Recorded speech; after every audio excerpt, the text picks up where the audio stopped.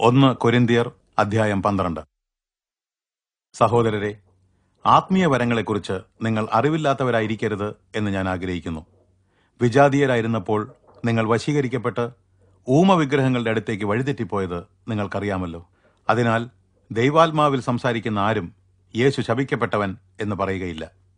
പരിശുദ്ധാത്മാവിനാലല്ലാതെ ആർക്കും യേശു കർത്താവാകുന്നു എന്ന് പറയുവാനും സാധ്യമല്ല. വിവിധ കൃപാവരങ്ങളുണ്ട്, ആത്മാവോ ഒന്നു മാത്രം. ശുശ്രൂഷകൾ പലവിധമുണ്ട്, കർത്താവോ ഒരുവൻ തന്നെ. പ്രവൃത്തികളും ബഹുവിധം, എന്നാൽ എല്ലാവരിലും എല്ലാം പ്രവർത്തിക്കുന്നത് ഒരേ ദൈവം തന്നെ. ഓരോരുത്തനും ആത്മാവിന്റെ പ്രകാശനം നൽകിയിരിക്കുന്നത് പൊതു നന്മയ്ക്ക് വേണ്ടിയാണ്.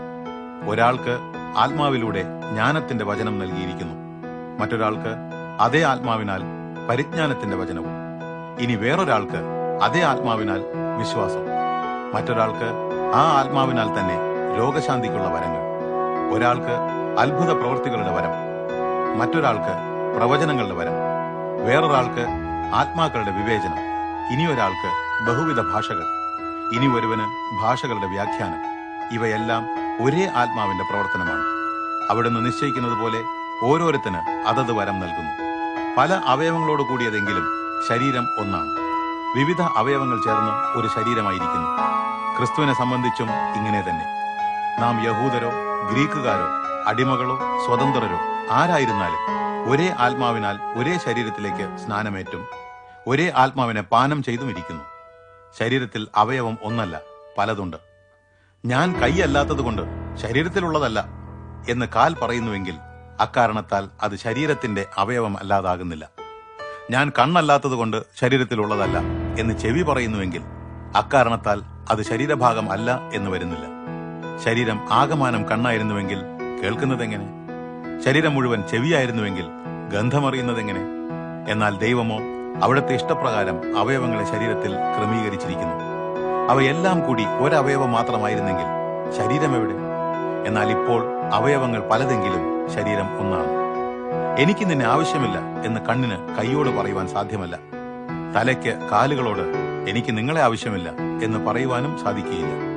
നേരെ മറിച്ച് ബലഹീനമായി കാണപ്പെടുന്ന അവയവങ്ങൾ ആവശ്യം വേണ്ടവയത്രേ. മാന്യത കുറവെന്ന് കരുതുന്ന അവയവങ്ങൾക്ക് നാം സവിശേഷ മാന്യത നൽകുന്നു. ഭംഗി കുറഞ്ഞവയ്ക്ക് ഭംഗി വരുത്തുന്നു. ഭംഗിയുള്ള അവയവങ്ങൾക്ക് പ്രത്യേക കരുതൽ ആവശ്യമില്ല. ശരീരത്തിൽ ഭിന്നിപ്പുണ്ടാകാതെ അവയവങ്ങൾ അന്യോന്യം കരുതുവാൻ തക്കവണ്ണം ദൈവം അവയെ സംയോജിപ്പിച്ച് മാന്യത കുറഞ്ഞവയ്ക്ക് മാന്യത വരുത്തിയിരിക്കുന്നു. ആകയാൽ ഒരവയവം കഷ്ടം അനുഭവിക്കുന്നുവെങ്കിൽ മറ്റുള്ളവയും അതിനോടൊപ്പം കഷ്ടത അനുഭവിക്കുന്നു. ഒന്ന് മാനിക്കപ്പെടുന്നുവെങ്കിൽ മറ്റെല്ലാം അതിനോടുകൂടെ സന്തോഷിക്കുന്നു. നിങ്ങൾ ക്രിസ്തുവിന്റെ ശരീരവും ഓരോരുത്തരും അവയവങ്ങളുമാകുന്നു. ദൈവം ഒന്നാമത് അപ്പോസ്തലന്മാരെയും രണ്ടാമത് പ്രവാചകരെയും മൂന്നാമത് ഉപദേഷ്ടാക്കളെയും പിന്നെ അത്ഭുതങ്ങൾ പ്രവർത്തിക്കുന്നവർ, രോഗശാന്തി വരമുള്ളവർ, സഹായം ചെയ്യുവാൻ കഴിവുള്ളവർ, ഭരിക്കുവാൻ വരമുള്ളവർ, ബഹുഭാഷാ വരം ലഭിച്ചവർ എന്നിവരെയും സഭയിൽ നിയോഗിച്ചിരിക്കുന്നു. എല്ലാവരും അപ്പോസ്തലന്മാരോ? എല്ലാവരും പ്രവാചകരോ? എല്ലാവരും ഉപദേഷ്ടാക്കളോ? എല്ലാവരും അത്ഭുതങ്ങൾ പ്രവർത്തിക്കുന്നുവോ? എല്ലാവർക്കും രോഗശാന്തി വരമുണ്ടോ? എല്ലാവരും അന്യഭാഷകൾ സംസാരിക്കുന്നുവോ?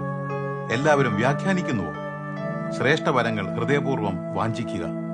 ഇനി ഏറ്റവും ശ്രേഷ്ഠമായ മാർഗം ഞാൻ നിങ്ങൾക്ക് കാണിച്ചു തരാം.